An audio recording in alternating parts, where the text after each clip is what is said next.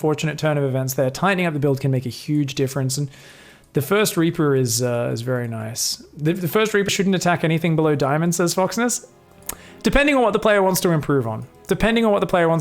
I think in general, it's not that it shouldn't, it's at the bottom of the priority list, right? So I agree with that, Foxness. I agree with that. But I think if you're going to go in with the Reaper anyway, it's like 3 seconds of micro to literally right-click a probe, shift-click away, and I find at GM, I usually can kill a probe and get out of there with a little bit of micro. When I'm playing Masters players, I can almost always literally right-click a probe, shift-click away.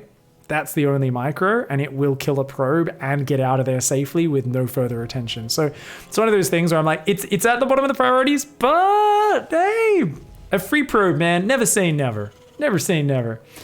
Do you know if my sentry is knocked by a grenade, can it force field while in the air? I don't think so, Archon. I do not know. You'd need to check that in Unit Tester, but I don't think so. All right, guys, thank you very much for hanging out. We really appreciate all these questions. Glittergizmo says, actually tightening up that opening has been a big struggle for me of late, says Glittergizmo. Empty custom game, mate. No distractions. Focus on the details and really benchmark yourself every game. You'll find once you start looking at the timing you're hitting every game and looking at the little errors you're making and focusing on them and getting the order right, it will come together really nicely. Was that your replay, Glittergizmo? Let us know in chat if it was. Hey, Moon Knight. Yep. Oh, it was? Awesome. How do you deal with Mecha Zerg? Hell, that tank Thor, says Moon Knight. I really like Roach Hydra and then adding Vipers, and you can go for a big Broodlord timing attack as well if you want, but I really like Roach Hydra Viper Moon Knight. You can play Roach Swarmhost or Roach Hydra Swarmhost. That can be really nice as well. What you want to do is you want to micro the Locusts to land on the Siege tanks, not the Hellbats. Good luck with that, mate. All right, guys, what have we got? Hypersova. Another ZBT Platinum range around 3,000 MMR. From Ludwig's point of view, which is Sushi Sparkle in chat here right now at this very moment. And he is saying, I won, however, I should really not have with that massive bank. The game took way too long, and how can I regularly spend minerals better with Ling Bane Lane? More macro hatches.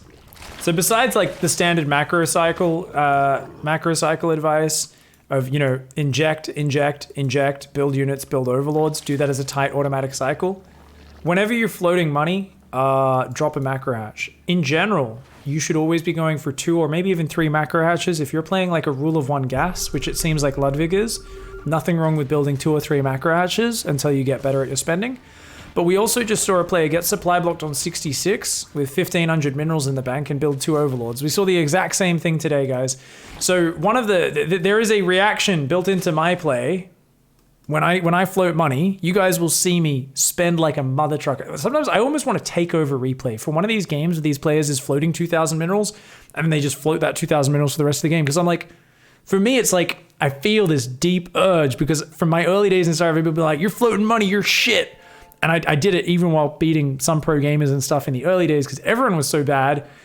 And then I had to actually learn how to macro at least a decent amount. And I've had it ground into me that floating money is bad. So at this point, what would I do, guys?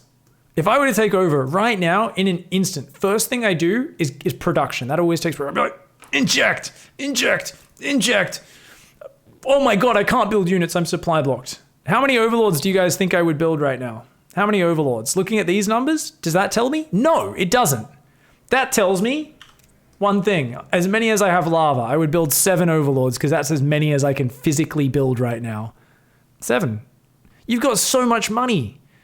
Because what's going to happen is by the time those overlords pop, you're going to have another lava cycle has popped out and you're going to have mined another 800 minerals. You're going to, even after building 7 overlords, you'll still be at 1,300 minerals when they pop. You need to build so many overlords right now. We have a 3 base mineral income. This is a monster economy build right here. This is a rule of 1 gas, guys. Don't underestimate the rule of 1 gas. My first 3 months of playing Legacy of the Void with this build, I built 2 to 3 macro hatcheries every game because I couldn't spend my money. This is a pro Heart of the Swarm player who was still somewhat competing at the time of Legacy of the Void coming out. And I was like, oh my God. The rule of 1 gas is where you only mine, we should have 3 on gas, so but you're only mining off 1 gas geyser until you saturate all 3 mineral ions, and then you actually oversaturate those and only then add all 5 gases all at the same time. So it's a very mineral focused build, which allows us to go 4th base, macro hatch, 5th base, all that sort of stuff. So in this game, like I said, inject, build 7 overlords, macro hatch, 4th base, 5th base. And then I would just focus on hitting my injects and building units, and we'd spend that bank in no time. But notice we're about to hit another supply block. We've got 20 lava, and we just hit a supply block. We built drones, we hit a supply block, and we still aren't building overlords. So this is just disorganized macro, and it's also us seeing our bank and not having any plan of how to deal with it. Misclick. So you guys want to, I just explained the plan. You should kick into gear. If I'm Protoss and I'm floating 2k minerals, what do I do, guys? I drop another Nexus, I drop a bunch of pylons, and I drop like 8 gateways immediately. If I'm Terran, I drop, extra, if it's late game and I've already got my infrastructure, I drop like 4 command centers to turn into orbitals. How do we win this game? Okay, we do have more lings. We just ling flanked with like 1/4 of our army. Oh no. We have a Baneling nest, so we didn't make Banelings. Ludwig! Your early game macro was so on fire, dude! No! So since we're not using control groups, we should really be... Oh my god, I just did it again. I gotta close this. We should really be F2ing like mad, because it feels like we're going back to our rally point, like boxing units and doing stuff with them, I think. I don't know, it's weird. Anyways, yeah, definitely I think all the fundamentals, we should have ling spotters out at potential expansions and on the ways across the map. We're lucky we have this overlord that spotted that. We should be making more banelings and getting our units together. Actually, we had banelings up there. What the shit?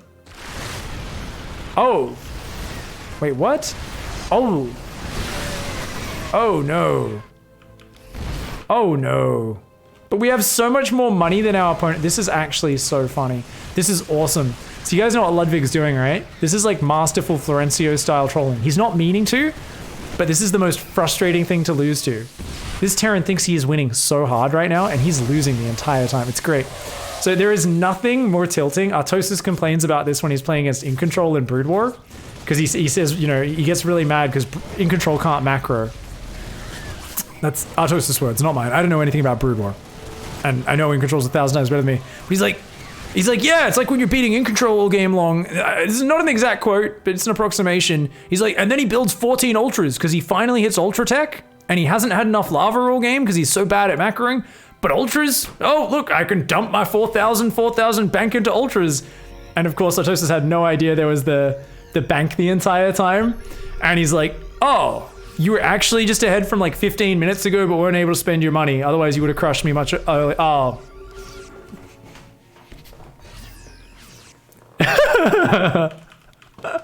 This Terran's so mad, man. He's gonna be so mad. He has like no idea. He's like, well, this game's over, man. I'm like, this game's over.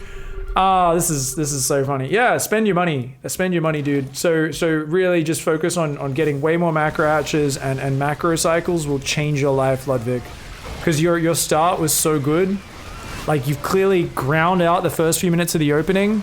Sushi Sparkle, you will kill it if you can just keep spending the money. And this is a lot of Zerg vs Terran is like, inject, build lings, build banes, spread creep, inject, build lings, build banes, put more overlords on edge to spot drops, inject, build lings, build banes. And off this opening, that's it. You shouldn't be looking at the battles. I've seen what happens when you look at the battles. Unfortunately, it's similar to what happens when most Rule of One gas players look at the battles. I don't think your micro helped once in this fight, in any of these fights. So no offense. A lot of my games are the same. I've messed up far too many ZVT engagements. I have lost many maps, and I still do on a daily basis when I tunnel vision fights and I miss a few injects. It's more important for you to make 4,000 Ling Bane than it is to actually micro these fights. So if you just focus on actually spending the money, and injecting, and then just A move with your big clump of crap, you will crush that matchup. So more macro hatches, more bases, A move, do it.